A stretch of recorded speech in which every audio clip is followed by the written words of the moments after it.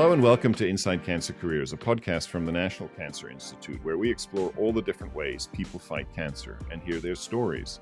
I'm your host, Oliver Bogler from NCI's Center for Cancer Training. Today, we're talking about the challenging issues surrounding clinical trials, particularly how they can keep up with the very encouraging increase in new potential clinical interventions being developed. Listen through to the end to hear our guest make an interesting recommendation and where we invite you to take your turn. And of course, we're always glad to get your feedback on what you hear and suggestions on what you might like us to cover. The show's email is ncicc@nih.gov. Our guest today is Dr. Shaalan Beg, Senior Advisor for Clinical Research at the NCI and a Principal Investigator at Science 37. Welcome, Dr. Beg. Thank you for having me. This is amazing. So the increase in potential interventions for cancer, while itself is good news, has led to a bottleneck at the clinical trial stage. It sounds like a good problem to have, but still a problem, right? Yeah, we are in a situation where the scientific discoveries from the lab are piling up, and the clinical trial infrastructure is just not ready to test those discoveries into the clinic in an efficient manner, which means that there's a backlog, which means that innovative scientific approaches to help treat cancer are not making their way into the clinic for clinical trials. And in oncology, where clinical trials are largely considered part of standard of care, that means that in frequent situations, that bottleneck is preventing access for standard of care for a lot of people with cancer. So what are the main challenges in the infrastructure that you see? How can they be overcome? I think about them in three different buckets. One is, what are the different hypotheses or observations from the lab or our non clinical observations that we want to study more formally in a prospective manner? The second is the infrastructure to operationalize clinical trials in a manner which is compliant, in a manner which is ensuring patient safety and high integrity data. And the third is having the ability to have a workforce that can support this clinical infrastructure. And when I think about workforce, I think about not just the postdocs and the students and the fellows and residents. I also think about the development of our clinical research coordinators and data specialists and administrators for the clinical trial infrastructure. And then, of course, principal investigators who are largely responsible for coming up with innovative ideas, defining the strategy to translate those discoveries into the clinic, and then leading the entire initiative. And all of this comes before we even have the data that's required to submit for regulatory purposes. And I don't think that that's something that we can even talk about, because the bottleneck is really much earlier. So I'm a cancer survivor, and I've had the privilege of participating in a couple of clinical trials. So from a patient point of view, I sort of understand it, right? You sign, you read a protocol, you read all the guidance and the cautions, and then you sign it. And then, in my case, I had an immunotherapy to prevent the recurrence of my breast cancer. It was a HER2 peptide immunization. But looking at it from the other side, from your side, there's a lot to clinical trials. Can you sort of unpack for us a little bit? Like, okay, you are a clinician investigator, you have a great idea, and you're like, I need to do a trial. What does the road ahead look like for you? As an investigator, the first thing that I think about when I see that there's a new discovery that has potential applications at clinic is, does this match the patients that I see in my clinic? Am I able to translate this discovery in a way that it can make a short-term, immediate-ish impact on the patients who come through my clinic? The clinic that I largely participated in was focused on GI cancers, and over the years gravitated more to pancreas and biliary cancers.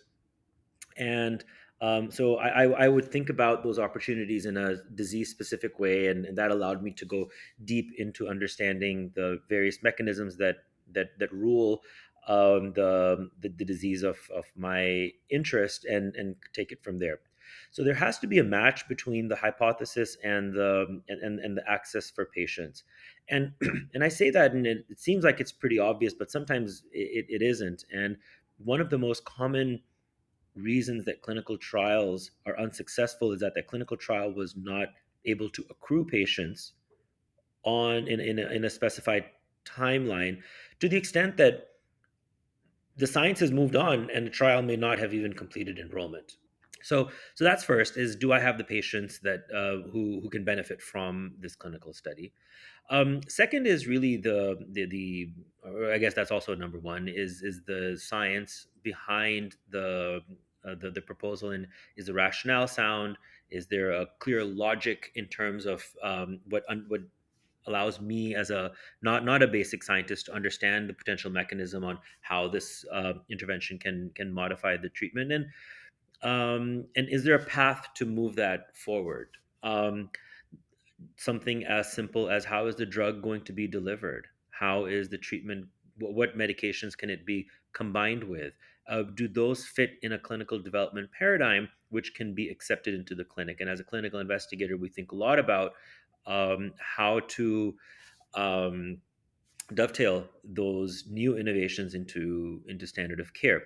In diseases such as HER2 positive breast cancer, there are many existing treatments that are out there that are effective for that disease. So a new discovery in that space needs to be able to be a step above what is already available, or it needs to position itself in a situation where the existing treatments have already been unsuccessful.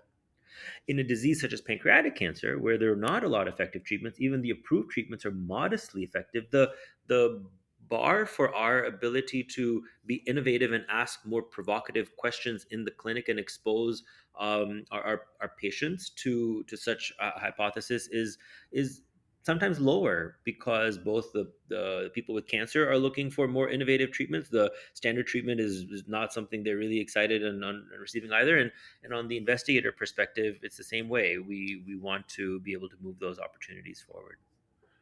So you mentioned one critical element. I mean, you mentioned several, but one was having enough patients to accrue sufficient numbers to complete the trial.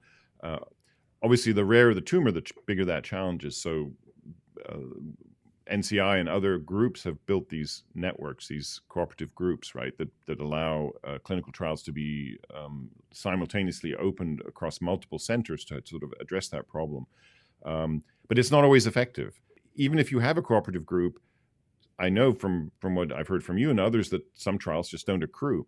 So is that because they are not offering something that people want, or what else is going on there? So we're a victim of our own success. As we start to understand cancer biology and what drives cancers in people and how cancers are becoming resistant to approved treatments, we have started to classify cancers into smaller and smaller subgroups. So people don't just have breast cancer anymore. They now have ER positive or negative, PR positive, negative, HER2 positive or negative breast cancer. You don't just have colon cancer. You now have BRAF mutated or wild type, KRAS mutated or wild type. And then every type of KRAS is very, it varies as well. So as we understand cancer and cancer biology better, we have started to split the diseases into more restrictive buckets, which means that most cancers that we're doing studies on are rare tumors. And there are not a lot of practices that see a critical mass of every one of those diseases where they could significantly accrue a critical number of patients. And that, again, leads into another aspect which you and I have talked a lot about, which is the centers. Let's say there's a center that focuses on triple negative breast cancer, or an investigator who focuses on triple negative breast cancer. That investigator probably resides in an academic medical center in an urban environment. So if you have a drug which is looking for triple negative breast cancer, you keep going to such investigators who have built a reputation around triple negative breast cancer. They may fill up your study, but then you may end up with a lot of urban patients who have who don't represent the typical patient who has triple negative breast cancer, because by and large, most of those patients are going to be seen in the community. So now, when as a sponsor, or when you're someone who's running that clinical trial or thinking about accruing a clinical trial, you want the patients who are going on that clinical trial to be representative of the patients who have that disease, and you can't just accrue a large study which is going for which has regulatory intent with a handful of sites. So then you start taking bets as an investigator. I don't know if that's a correct term to say take or not, but you open more sites that will be able to enroll more patients on clinical trials, and some of them will deliver, but a lot won't. And I think, as a general rule, I think the 80/20 rule that it applies to a lot of things in the world and in our daily lives also applies here. And 80% of the enrollment takes place from 20% of the sites. So you still end up with a lot of sites that end up underperforming. When you're overseeing a network, or you're an investigator, or you have strict timelines and a strict budget, that can sometimes feel very unsustainable. So the promise both of sort of personalized medicine, right? We've heard of that buzzword now for more than a decade, but what you're saying is that while it's a wonderful idea and concept, it actually makes it very challenging to develop clinical trials that can test it effectively. Plus, the sort of unevenness in how the healthcare delivery system is built overall means that not everybody can participate. Those sound like really significant challenges. So you joined the NCI to take a look at some of these big challenges and tackle them. And I know that you're also working with a group in the NCI's Division of Cancer Treatment and Diagnosis, the Virtual Clinical Trials Office. Can you tell us about the work that you're doing to try and take on some of these issues? Yeah, the Virtual Clinical Trials Office is the brainchild of Dr. Jim Dorishaw at DCTD in the NCI, who is looking to see how we can apply services centrally to help improve clinical trial patient identification and screening at various sites. Related to the question that you had before, all clinical trials have fairly restrictive inclusion and exclusion criteria. Like, some trials are looking for left-handed unicorns, is what one of my collaborators once mentioned, and finding patients for those studies becomes challenging. And we know that patients and people who have cancer are very likely to enroll on a clinical trial if they're only asked. And if we can come up with ways to help increase that rate, that can then lead to higher enrollment onto clinical trials. And sometimes the physicians who are caring for those patients are not aware of the study, or they're not aware that the patient who they have is eligible for that study. It may not be front of mind, and it may not be, they may not know about the study at the right time of the patient's care. So what the virtual trials office is accomplishing, is to use resources at NCI to identify people and screen them for eligibility across various clinical sites to help support NCI funded clinical trials activity. And it's been successful in terms of understanding what the nuances are for offering these services to the sites, contractual agreements, communication with sites, support, making sure that there is sufficient on site resources to then take over once a patient has been enrolled. And that's one mechanism with which we can improve enrollment on cancer clinical trials, so that our trials don't last longer, and that the sites are also looking for additional resources so they can focus their staff's effort on people who are highly probable to enroll on clinical trials, and not end up not enrolling on the study. These teams of nurses and coordinators are also supporting sites on activities such as adverse event reporting, and data cleanup. And this is a tremendous resource which we are learning to, responding to what feedback we're getting from sites to help curate the services that are available. There are other examples beyond this experience as well, of centers developing hub and spoke models to provide support to less resourced clinical satellite or community clinical research centers, And it's important for every site to be able to understand exactly what their needs are, what their PI's needs are, what their site staff's needs are, and to be able to curate those services in a way that takes the load off of the site themselves. And you can already imagine that as we learn more about providing these services for patient identification and eligibility screening, that can then be translated into other additional steps, such as medication shipment to a patient's home, adverse event collection at the patient's home using telemedicine for those resources. And the NIH has had a successful experience, has had a few successful experiences in leading and supporting these studies during COVID. And as we are thinking about factors such as interstate medical licensure, shipping medications across state lines, and how that varies between oral and IV medications, we're able to set up the framework for us to use these novel mechanisms to make clinical trials more accessible so that people who have cancer, doctors who are caring for those folks who otherwise may not have a full supportive team to run clinical trials can have some additional support so that they can make those trials available for their participants. The NCI benefits by being able to increase access of their trials in the community. The sites and the doctors and patients who get their care there benefit by being able to access those resources closer to home as well.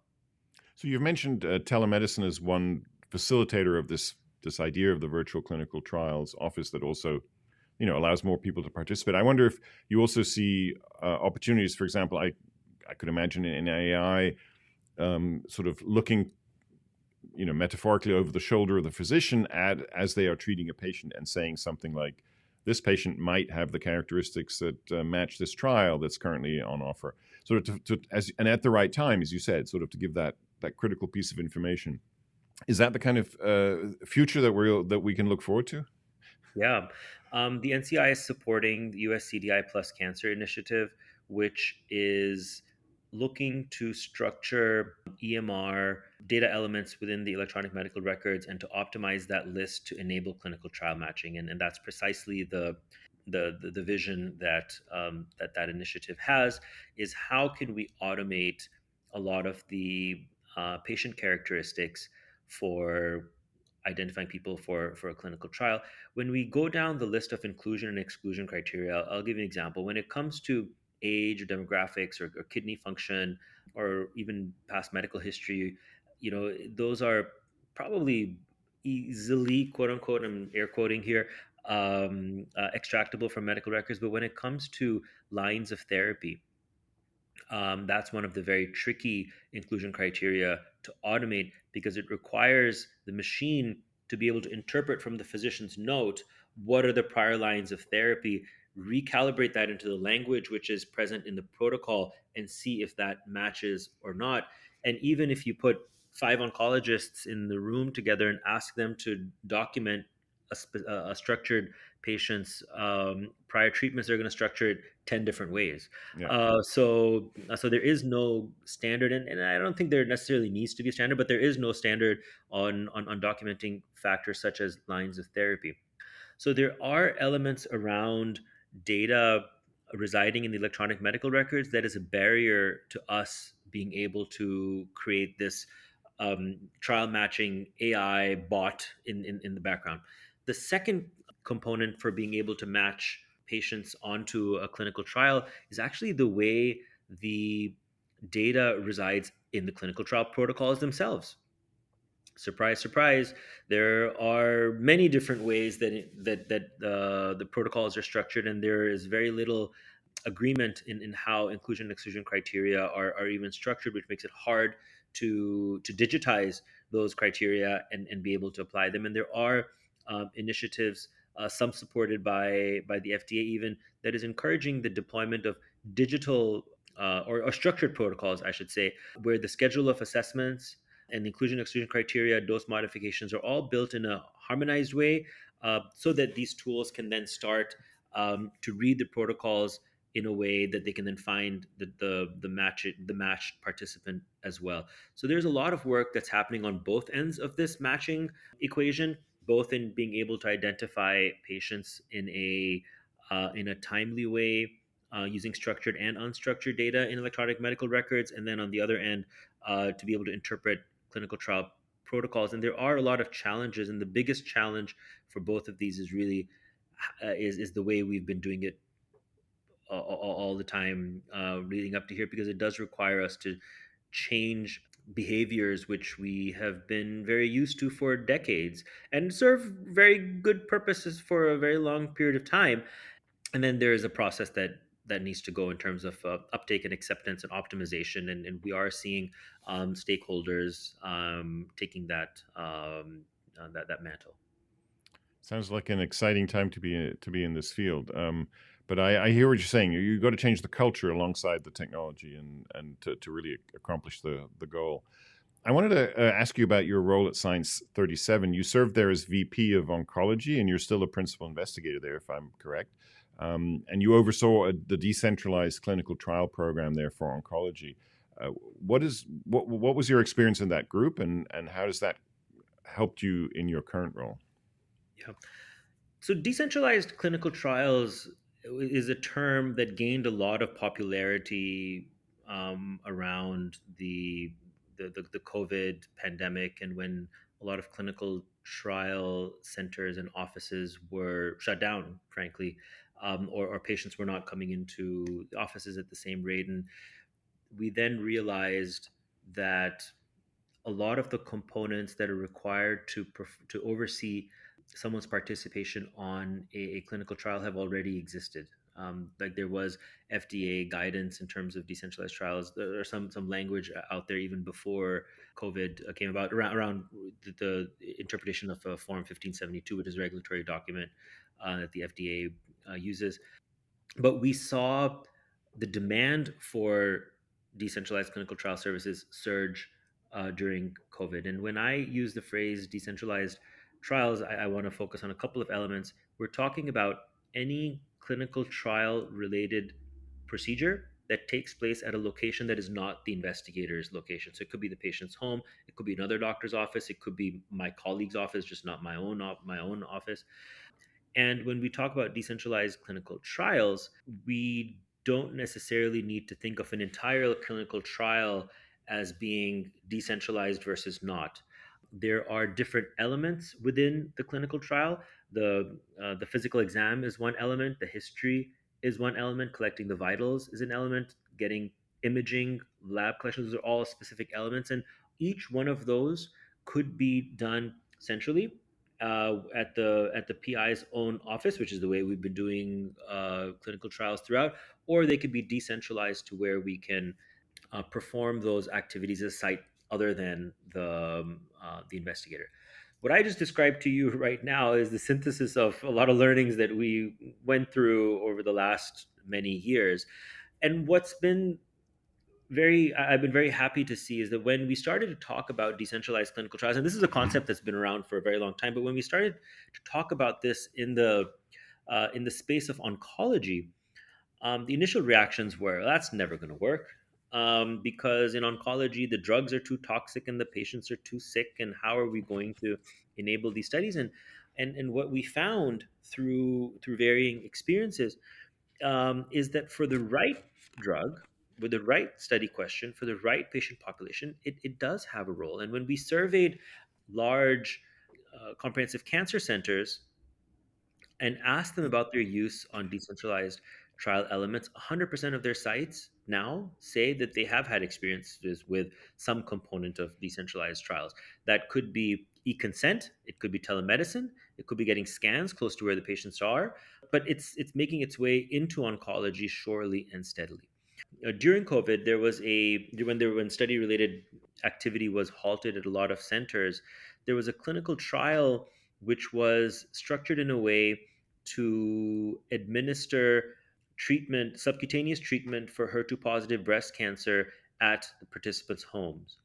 So patients were screened and identified at 12 large academic medical centers. After those patients were enrolled, the entire care was done using a telemedicine platform with nurses going to the patient's home, administering the medication, collecting blood samples, even doing a bedside ejection fraction assessment for the heart.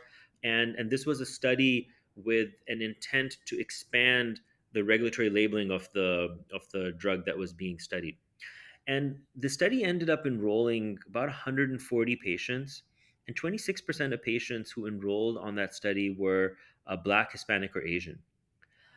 Before the study, I would have said, I don't know what the cultural acceptance even of receiving cancer therapy at home is going to be. And what we've realized is, again, we need to ask our patients on what their preferences are.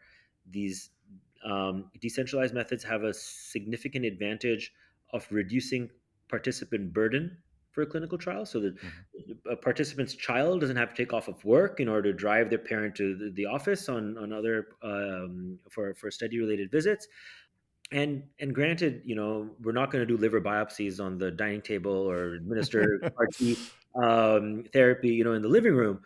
But especially when you look at the new treatments that are coming in through the pipeline, we're looking at a lot of sub-Q medications. We're looking at oral medications, IM medications that have side effect profiles which are conducive to administration at home. There are more trials that we can impact using these tools.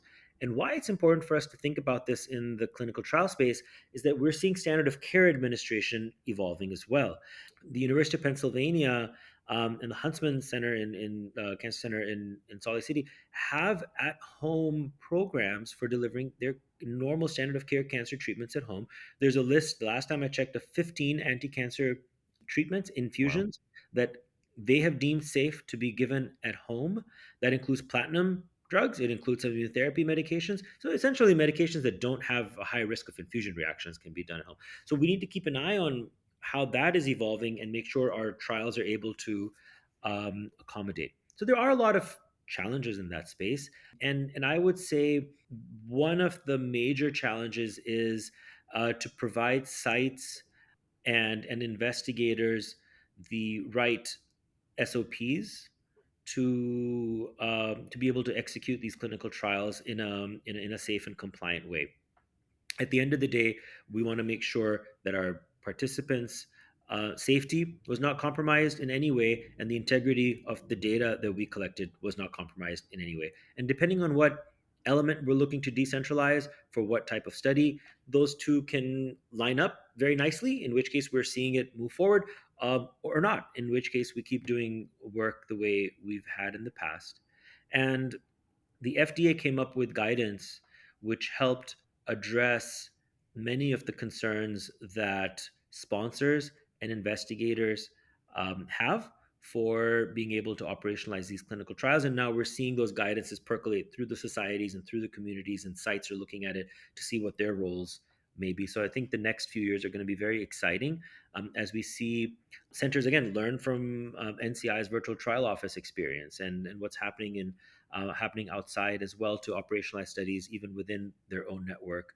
And I hope that cancer centers can completely redefine what they consider is their catchment area, because oftentimes cancer centers will feel that patients who walk through their doors are their patients. But now, with these tools and services that we have available, we are able to provide access for discoveries in our hospitals and clinics and cancer centers into areas which otherwise would not have been accessible. That sounds like phenomenally important work. Thank you for doing it. We're going to take a short break, and when we come back, we'll talk about careers. Calling all senior oncologists committed to community oncology and reducing health disparities.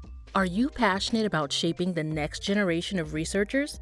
Apply to the Warder McCaskill Stevens Career Development Award for Community Oncology and Prevention Research K-12 program and mentor promising clinical scientists. This unique NCI program supports the training of clinical scientists in community cancer prevention, screening, intervention, control, and treatment research. The program welcomes proposals for innovative research and career development programs with an equity lens and a focus on increasing diversity in clinical trials. As a program leader, you would guide clinical scientists from various oncology specialties as they conduct research, potentially even leading their own independent clinical trials. This is a chance to leverage your expertise and to make a lasting impact on cancer research and care in underserved communities. For more information about the McCaskill-Stevens K-12, including how to apply and our staff contact details, visit our webpage. The link is in the show notes.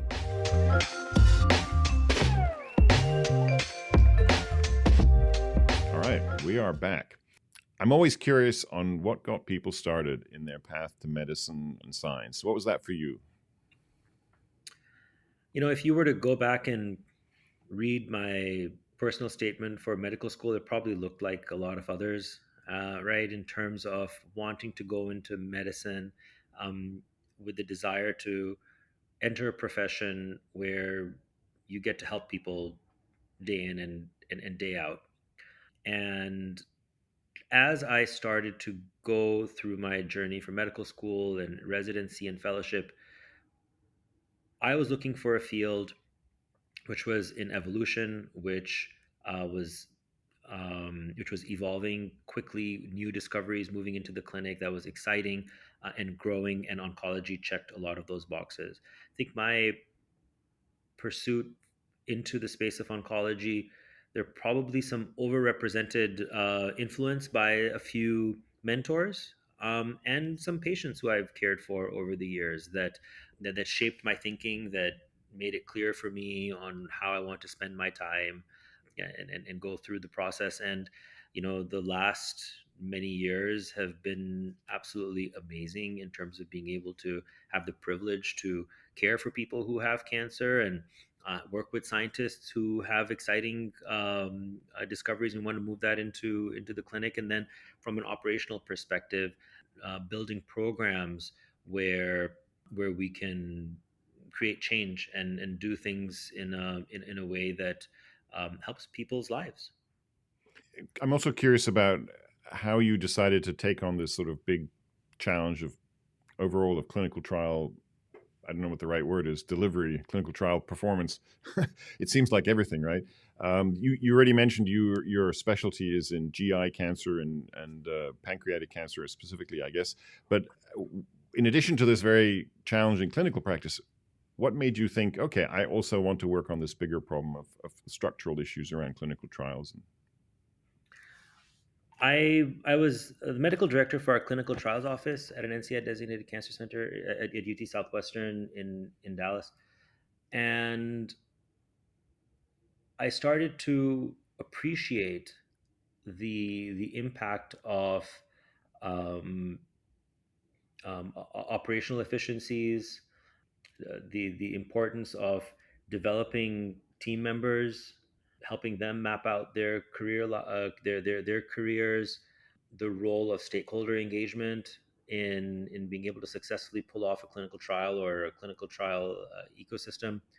Then I think I got bit by the informatics bug, and really started to see the impact of electronic medical records and data that's emanating from electronic medical records, our ability to change how we generate evidence using these tools.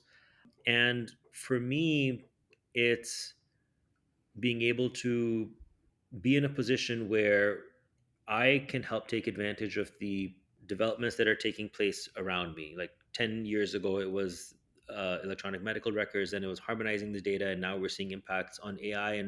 And for me, being part of that change and maybe having a small part in defining the narrative and how people talk about applying these tools in the oncology space was something which was important. I also got annoyed by when I would meet my friends and colleagues, um, and we would talk about our programs, that we all were doing a reasonably good job about offering these services for patients who walk through our doors. And I mentioned this earlier, but that we weren't doing enough for people who couldn't walk through our doors. And it was Right. that was really the driver.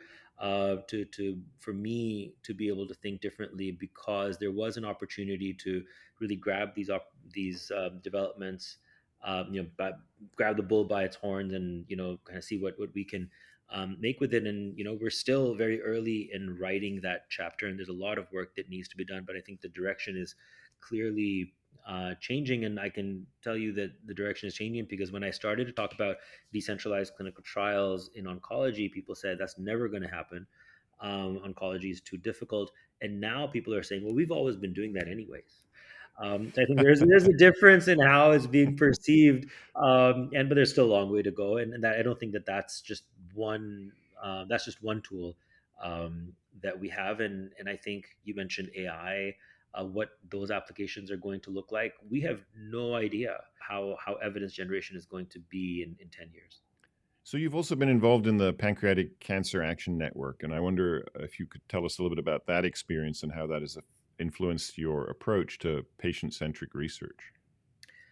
So when I was a junior investigator trying to find my way in the scary world of GI oncology, I had the privilege of working with a scientific basic science collaborator, Dr. David Boothman, on work that he was doing around KRAS mutated cancers. And that relationship led to a series of successful grant applications and clinical trials that were funded and studies that we ran in Dallas as well. And those were initially supported by the Pancreatic Cancer Action Network. I credit them tremendously for supporting my early work, and credit them for me being in the field and having an interest in continuing to give back to the community. Every year PanCan has a 5K where we've had a team. And the first time we had a team, it was me, and we didn't have a team. We showed up to Purple Stride is the name of the 5K. David Boothman and I showed up. We grabbed a couple of lawn chairs, and we had a poster that we grabbed from one of the booths when nobody was looking, and we wrote UT Southwestern. And then we tied them to those chairs, and we just stood there and started to see patients, and that evolved into us having a booth. It grew to our team to now, the UT Southwestern has 3 teams and raised a lot of money, and is a force over there. And again, it's not just the folks at PanCan, but also the community that PanCan had built around pancreatic cancer was my tribe, or is my tribe. That's where I found my mentors. That's where I found my colleagues. Where peer mentorship is a thing. Talking to folks who are grappling with similar challenges Yeah. that I may be at that phase of my career, and PanCan provided that community. They provided those resources and that mission, and they'll always have that space in my heart. So I still have my PanCan pin on my blazer if you see me at oncology conferences. Shaalan, you're also a graduate of ASCO's Leadership Development Program, and you've held committee positions at ASCO and at ECOG Akron.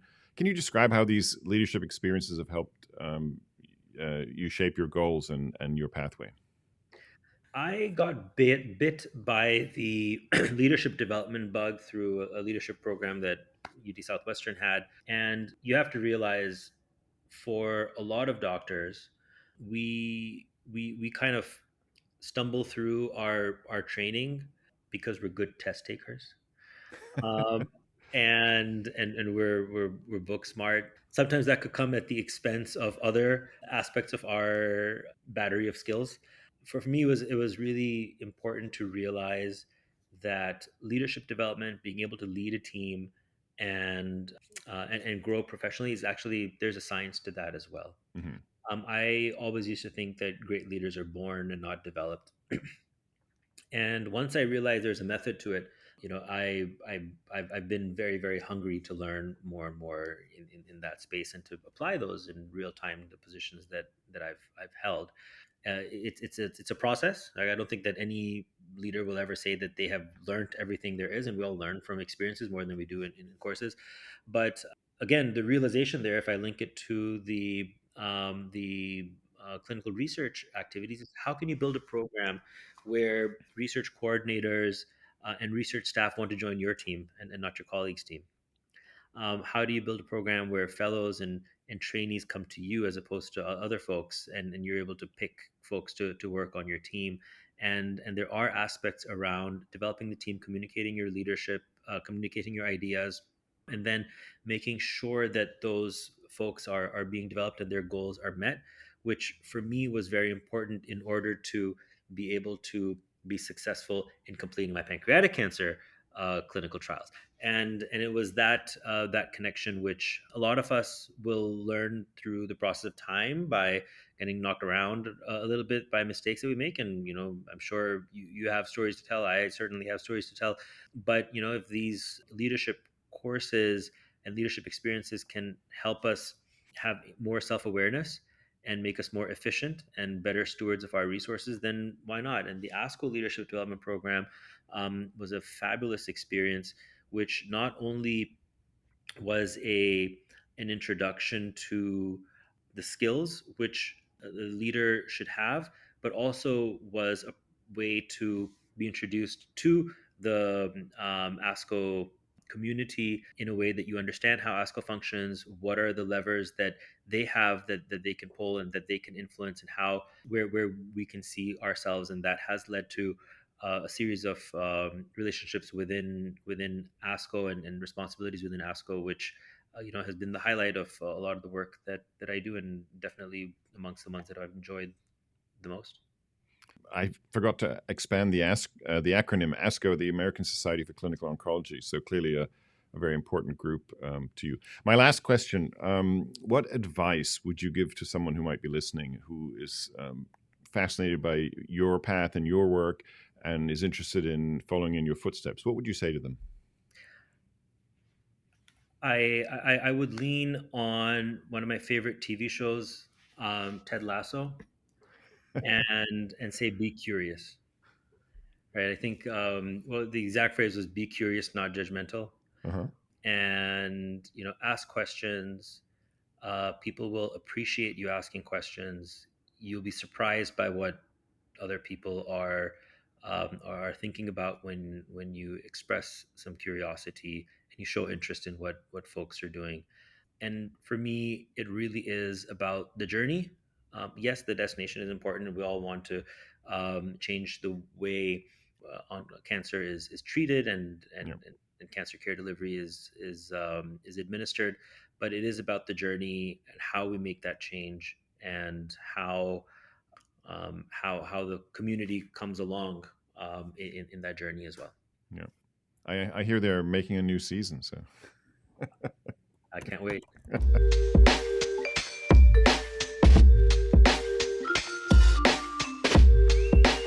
Now it's time for a segment we call Your Turn, because it's a chance for our listeners to send in a recommendation that they would like to share. If you're listening, then you're invited to take your turn.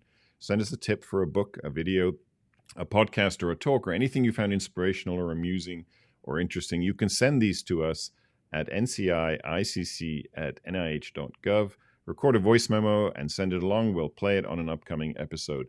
But now I'd like to invite our guest to take his turn. So I've become really interested in history. I don't know if that's something that guys my age typically start getting interested in generally or not, but in particular, there is a podcast called the Empire Podcast. Mm-hmm. Oliver, are you English? No, I'm German by background, but I grew up in England. Did a lot of my growing up there, yeah. So you would appreciate. They start off talking about the East India Company Uh-huh. and the British Empire, and the influence of the East India Company and the British in India. But there is a specific episode around the Kohinoor diamond, which was the largest diamond, Uh-huh. and how where it came from, how it exchanged hands, and they walk through many different empires and different kingdoms that it goes through until it makes its way to London.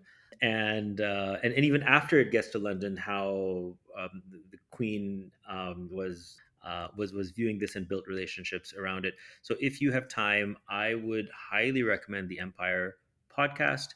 And if you're going to pick one, I think that you'll find the Kohinoor Diamond episode very interesting. But then they do go on and talk about other empires as well, and the hosts are fairly engaging as well. So it's That sounds great. Yeah, I'm going to give that a listen, and we'll drop a link in the show notes. Thanks for that. I'm also going to make a very brief recommendation for a very brief book.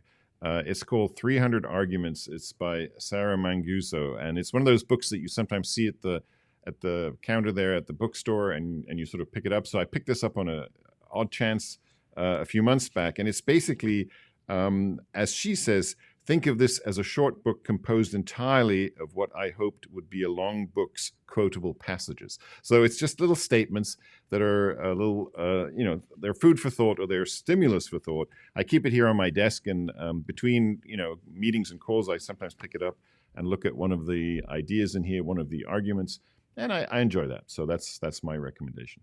Dr. Beg, thank you so much for joining us today and for sharing all your experience and your advice.